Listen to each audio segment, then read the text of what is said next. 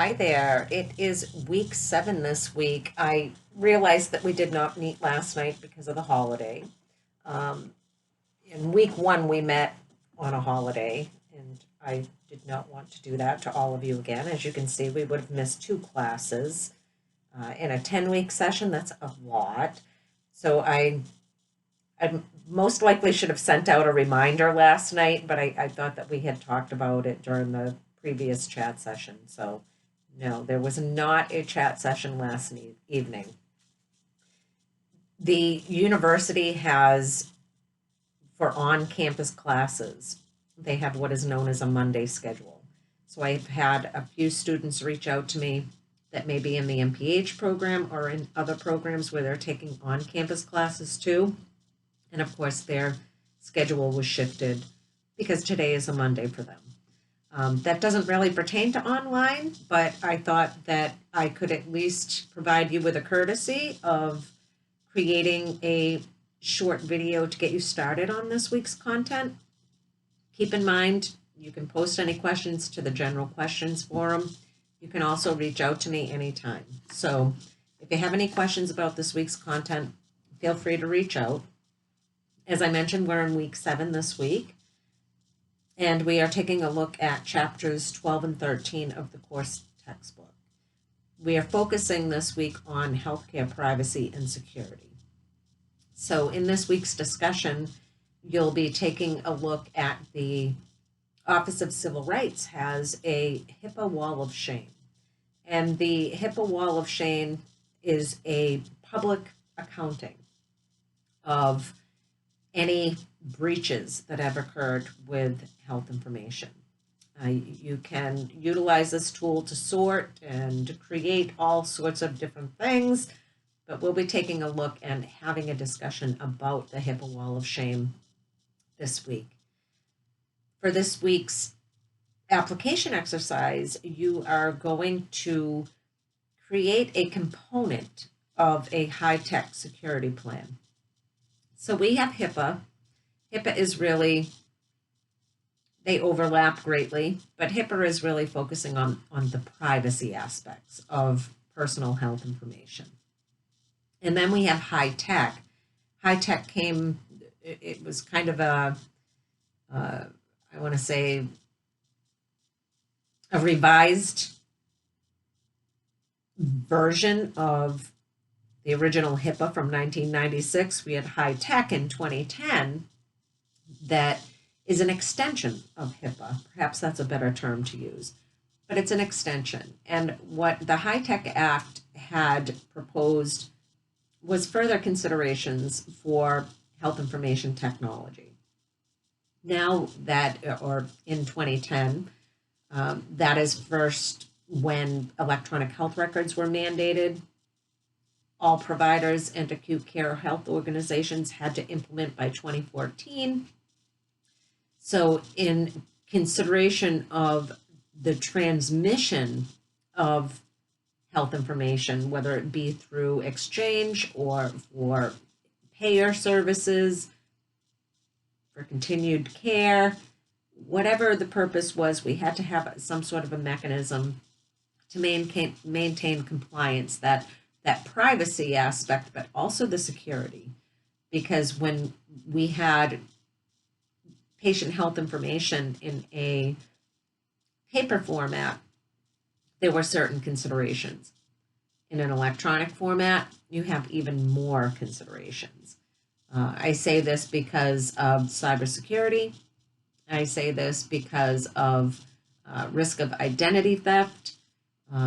There have been a lot of different ransomware cases, especially for health organizations.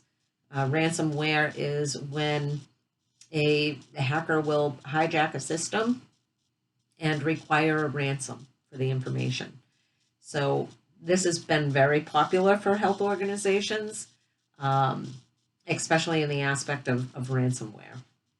There is phishing that takes place a lot in a lot of the Outlook accounts or email accounts in healthcare. But ransomware seems to be one of the most frequent attacks in healthcare.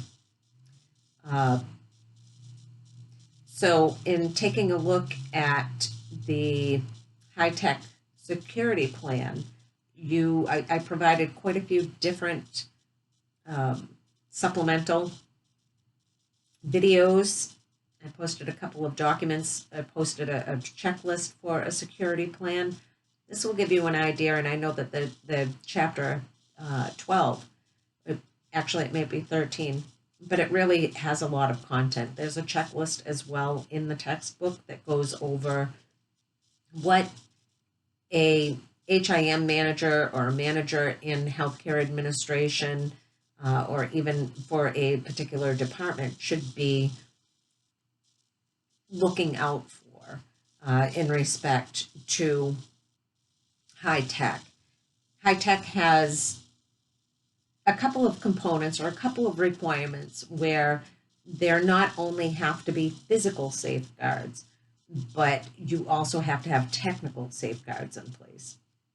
An example of a physical safeguard in a hybrid world could be doors that lock or a area that may contain personal health information. You have to use a key card for access. Another safeguard that is considered technical is screensavers. When a person walks away from their computer, any type of PHI can be hidden after a certain timeout with the computer system. There's also some organizations use an application called Break the Glass. That is a kind of a second layer of insurance that the potential of breach may or may not occur. I know in my own experience that if there were another person, if I had to look at a patient's records and that person even lived in the same town as me, I would get a notification about how it could be a potential breach, and then it would be requested of me, do you want to break the glass? And it's a simple click. You can break the glass, and I could go into that patient's records.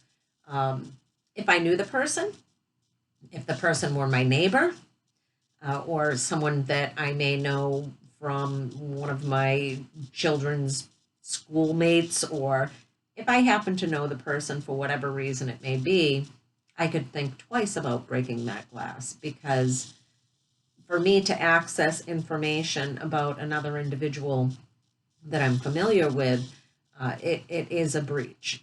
Unless that person gave me permission to look at their health information, it is a breach. In a role as director, you have to really be mindful of that. But in the particular example that I gave, I did not know the person from the same town as me. Break the glass is very sensitive. If you have the same last name, if you live on the same street, if you live in the same town, there's a lot of different types of rules or sensitivity that can be associated with break the glass, but for a majority of health organizations, this is most likely beneficial because, again, it prevents the likelihood of breach. So we're taking a look at the components of a high-tech security plan. I listed 8 to 10 different components that you can consider for this week's application exercise. If you want to set up team minutes, or if you want to set up a training schedule or an infographic or some sort of information so that you can use that as a tool to educate others about high tech. So you do have some options for this week's application exercise. As I said, I think I listed like 8 to 10 different suggestions. If there's something that perhaps you may be working on in your profession, or if you have an idea that I did not list on that document, feel free to run it by me. But definitely feel free to be creative in this activity. So This week, we talked about privacy and security. I think it was back in week 2. This week, we're taking a deep dive into it. There's a lot of acronyms. There is a lot of technical terminology. Take it in stride. Take it in short stints. And feel free to reach out with any questions. I hope you have a great week. And I will see you next Monday for our regularly scheduled chat session. Again, feel free to reach out with any questions and have a great night. Thank you.